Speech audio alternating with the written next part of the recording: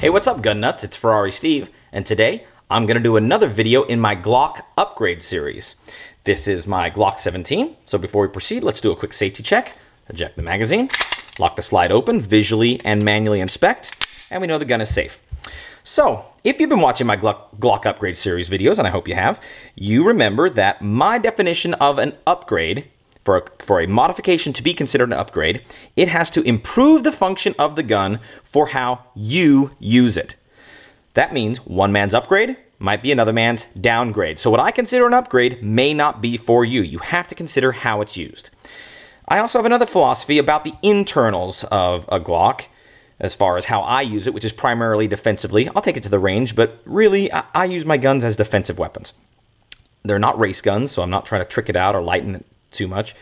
And so, to that end, I'm a big fan of Glock OEM pieces. I don't like changing what's inside the Glock. Most of the modifications I'll make are visible from the outside. And as far as the internals, boy, the only one that I really recommend is the 3.5 pound connector for your trigger pull. That's about the only one that I think is a must-have. However, what we're looking at today is the brass stacker stainless steel recoil spring assembly. And, you know, the jury's still out as to whether or not it's an upgrade for how I use the gun. It's certainly a modification, but is it an upgrade? Let's talk about it and see. So, first, let's get the old spring out of there, shall we? We've already cleared the gun. You can never do it too many times. It's cleared. Point it in the safe direction. Dry fire the pistol. Take off the slide. And pull out the stock spring. I'm gonna put this aside. Let's not get it in the way. And again, I got this from Brass Stacker. That's brassstacker.com with, here, this shows it better, with 3 S's in a row. You'll notice if you go to brasstacker.com with only 2 S's, Brownells has hijacked that domain name and it goes to brownells.com. Very sneaky Brownells, trying to hijack people's domain names. But anyway, if you want to see Brass Stacker products, because I think they make great products for Glocks, it's brasstacker.com with 3 S's in a row. So here is their stainless recoil spring assembly. Now, they make it for a number of sizes for most all Glocks. You can choose, you know, what spring tension you want. You don't have to go stock. For me, I wanted to go stock. I'm replacing a stock weight spring for the stock weight spring. So let's put these side by side. Maybe I'll put the little yellow background on it so we can see some contrast better. So I've got the stock spring on the right and the Brass Stacker Aftermarket spring on the left. So the first thing you notice, obviously, is this one's all shiny and the stock one is just black and boring plastic.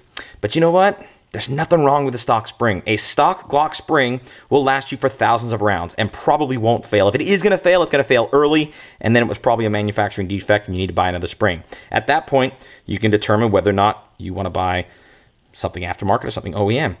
The big difference I feel right away with these springs is the weight.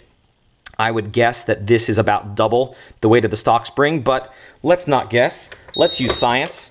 I grabbed my wife's kitchen scale. She never watches these videos anyway, so she'll never know, as long as it's clean. So let's weigh the stock spring first. I'm getting 0.4 ounces. Okay, now the Brass Stacker Aftermarket spring, 1.0. So it is over twice as heavy, right? 0.4 ounces to 1 ounce. And, you know, that could be a benefit. That could make this an upgrade, is it? Well, I don't know. Let's still talk about it. So we got the stock spring out. Installing the aftermarket spring is, you know, pretty obvious. You just stick it in the gun. Just make sure you've got the nut end towards the, you know, going the same direction as the barrel fires.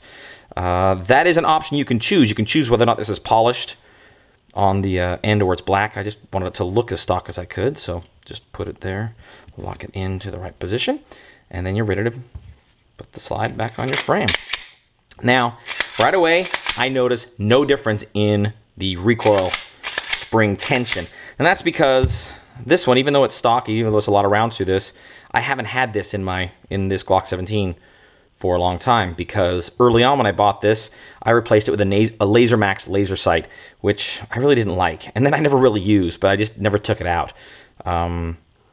So this is the original spring that came with this, but it's not very used and it's still in great shape and probably last me for thousands more rounds just fine. So I don't feel any difference in the tension there. I'm sure there'd be no difference in firing it again, it's the stock spring tension of, I believe, boy, it says 17. I could have sworn that 18 pounds was the, oh, it is. Yeah, okay, good. So spring number 17, it says here. So the rod is 17, that's the length, right, for a Glock 17. The spring is 17, and the weight for that is, oh no, it's 17 pounds. So apparently 17 is the stock weight for the Glock 17, but I don't know if that's true. Anyway, I asked for the stock weight, and the screw is B, meaning black instead of stainless. So those are your options. So the length of the rod, the tension of the spring, the weight of the spring, and the color of the screw on the end here. So that weight, right, that 0.4 ounces versus the 1 ounce, I do feel that. I do feel it pulling the nose of the gun down. And boy, that does push me toward upgrade zone for this. I like having a heavier, a nose heavier gun. I seem to shoot better with a nose heavier gun. So that pushes me toward upgrade territory for this stainless steel spring. Is it a must-have? I can't honestly say yes. I can't honestly say that a stainless steel recoil spring assembly is a must-have upgrade for your Glock. Do I consider it an upgrade? Yeah, I'll say yes. It's not an enthusiastic, heck yes, go get it. But yes, I do consider the modification, as long as it's a quality one, I do consider that modification an upgrade based on how I use the gun. Now, is it for you? I don't know. I don't think I give up any reliability by going with the aftermarket one versus the OEM, and I'm always very, very sensitive to that, to reliability for a defense gun. I want this gun to go bang when I need it to go bang. But, is it a can't live without? I don't think so. So these aren't expensive. I think they're only, 20-ish bucks, 17 bucks maybe. It's not crazy money, and so maybe it's worth having if you really feel like you want to bling out your Glock. I do consider it an upgrade. It's not going to be high on my list. I would get other upgrades out of the way first. But yeah, I'll call it an upgrade. And, recommend that you give it a try.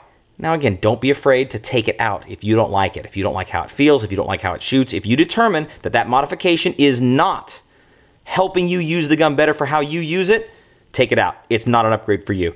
But for me, I'm going to say, yeah, I guess it's an upgrade. This is Ferrari Steve reminding you that a dirty gun is a happy gun. Get out there, get your guns dirty, then clean them, then use them again.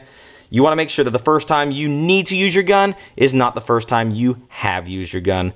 If you like what you see, please go ahead and subscribe. I appreciate the positive comments. Keep them coming. And we'll see you next time. Get out there and have fun with your Glock and your stainless steel recoil spring assembly.